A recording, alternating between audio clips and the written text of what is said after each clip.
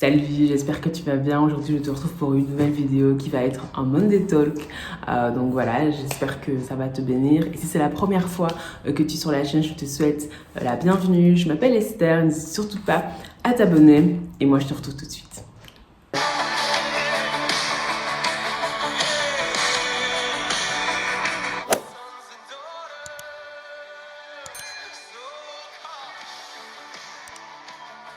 Alors, j'aimerais t'emmener dans le livre de la Genèse, à partir du chapitre 6, au verset 7, où la Bible nous dit ceci.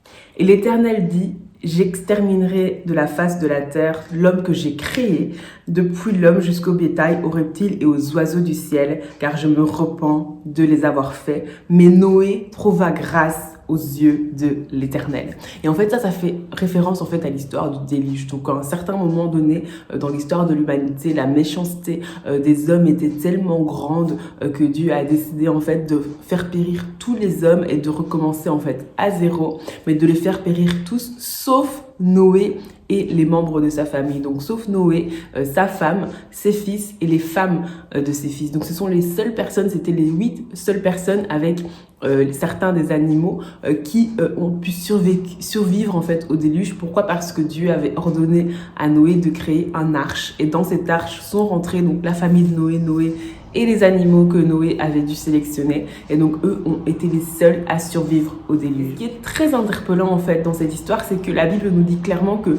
Dieu a épargné Noé parce que Noé trouva grâce aux yeux de l'Éternel. La Bible nous dit ceci au verset 17. « Et moi, je vais faire venir le déluge d'eau sur la terre pour détruire toute chair ayant souffle de vie sous le ciel. Tout ce qui est sur la terre périra, mais j'établis mon alliance avec toi. Tu entreras dans l'arche, toi et tes fils, ta femme et les femmes de tes fils, avec toi. De tout ce qui vit, de toute chair, tu feras entrer dans l'arche 2 de chaque espèce pour les conserver en vie avec toi. Il y aura un mâle et une femelle. » Au chapitre 7, verset 1er, la Bible nous dit ceci. « L'Éternel dit à Noé, entre dans l'arche, toi et toute ta maison, car je t'ai vu juste devant moi parmi cette génération. » Ce qui m'a vraiment béni et ce qui a vraiment attiré mon attention dans ce passage des Écritures, c'est vraiment que Noé était juste aux yeux de Dieu. Noé a trouvé grâce aux yeux de l'Éternel et c'est pour ça que Noé a été épargné. Mais Noé n'a pas été épargné seul. Noé a été épargné avec les membres de sa famille proche, donc avec sa femme, ses fils et ses belles-filles. Ce qui m'a vraiment interpellée dans cette histoire, c'est que si la femme et les fils et les belles-filles de Noé ont été épargnés du déluge, c'est juste à cause de Noé en fait. C'est parce que Noé a été juste auprès de Dieu, parce que Noé était un homme intègre, parce que Noé a trouvé grâce aux yeux de l'Éternel, que Dieu a décidé d'épargner avec lui sa famille.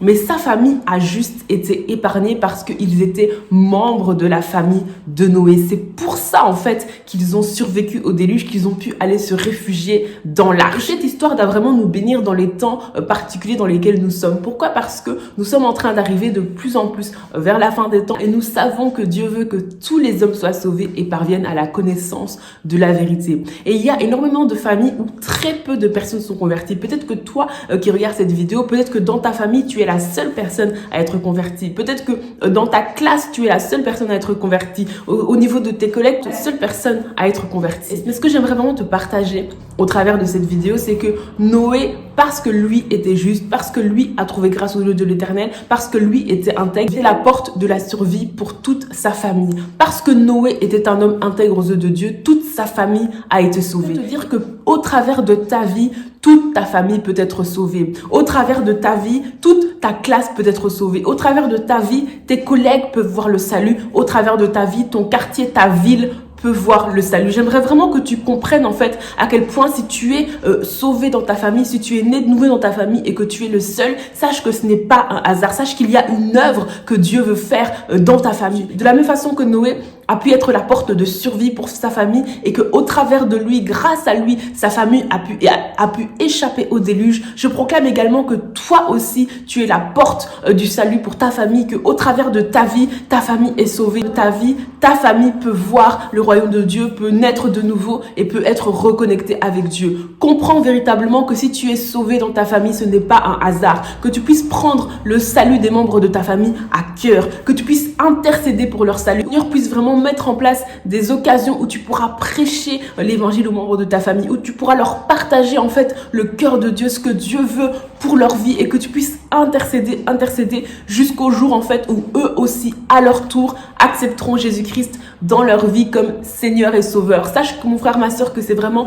ce que Dieu attend de nous. La Bible nous dit que nous sommes la lumière du monde, nous sommes le sel de la terre. La Bible dit qu'on ne met pas une lampe sous le boisseau, mais on l'expose et elle éclaire toute la maison. Mon frère, ma soeur, tu es la lumière dans ta famille, tu es la lumière dans ta maison, que tu puisses vraiment être intègre et droit, que tu puisses vraiment être trouvé juste aux yeux de Dieu, que tu puisses vraiment trouver grâce aux yeux de Dieu, que par ton comportement, que par ton changement de style de vie, à cause de la lumière qui a pénétré en toi, à cause du fait que Christ est rentré dans ta vie et a totalement transformé ta vie, que les membres de ta famille, que les personnes que tu côtoies puissent voir qu'il y a un Dieu qui est vivant, il y a quelqu'un, il y a ce Jésus-là dont tu parles, il est vraiment réel, que ta vie puisse être un témoignage en fait de la gloire de Dieu, et que des âmes puissent venir à Christ au travers de ta vie par la grâce de Dieu. Personnellement, j'ai expérimenté cela. Je suis l'aînée d'une famille de 4 enfants, et les mois qui ont suivi ma conversion, j'ai vu mes frères et sœurs eux aussi se convertir, et c'est une grâce en fait, c'est une grâce.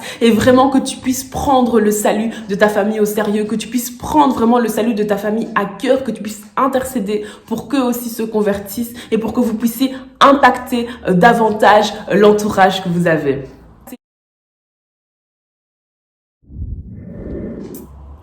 Seigneur, je te remercie pour mon frère et ma soeur, Seigneur. Je te remercie pour chacun d'entre nous. Je te remercie, je te rends grâce, je te loue, Seigneur, parce que tu as trouvé bon d'être partenaire avec nous, parce que tu as trouvé bon d'utiliser les hommes pour faire venir ta volonté sur la terre. Et ta parole dit, Seigneur, que tu veux que tous les hommes soient sauvés et parviennent à la connaissance de la vérité. Seigneur, nous prions véritablement pour les membres de notre famille, de nos familles qui ne sont pas encore sauvés, pour les personnes qui ne te connaissent pas encore, Seigneur. Que tu nous remplisses de persévérance, que tu nous remplisses d'audace, que tu nous remplisses de ténacité, et que nous soyons surtout, Seigneur, remplis de ton esprit pour prêcher la bonne nouvelle à toute la création. Que nous soyons remplis de ton esprit pour prêcher la bonne nouvelle avec assurance, et que ta volonté soit faite, Seigneur, dans nos vies, que ta volonté soit faite dans nos familles, qu'il y ait des familles qui se convertissent, qu'il y ait des membres de famille qui t'acceptent dans leur vie comme Seigneur et Sauveur. Les armes avec lesquelles nous combattons ne sont pas charnelles, mais elles sont puissantes par la vertu de Dieu. Dans la vie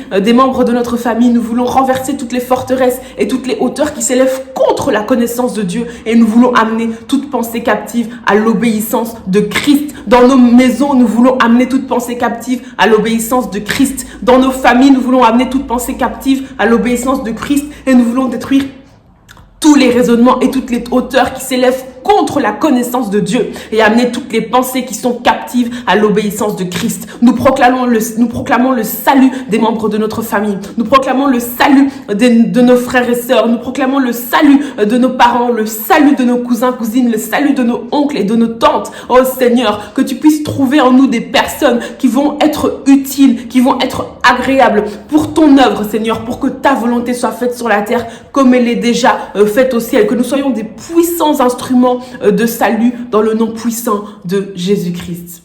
Amen.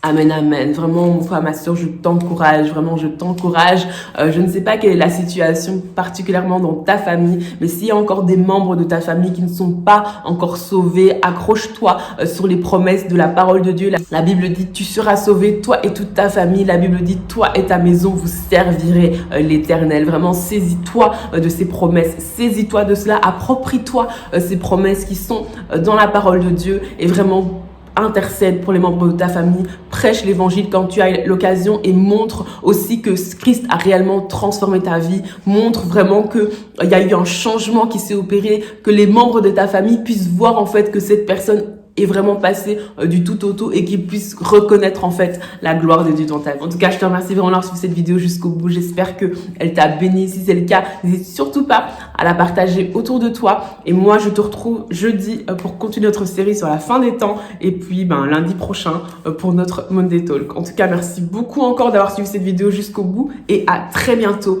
pour une prochaine vidéo.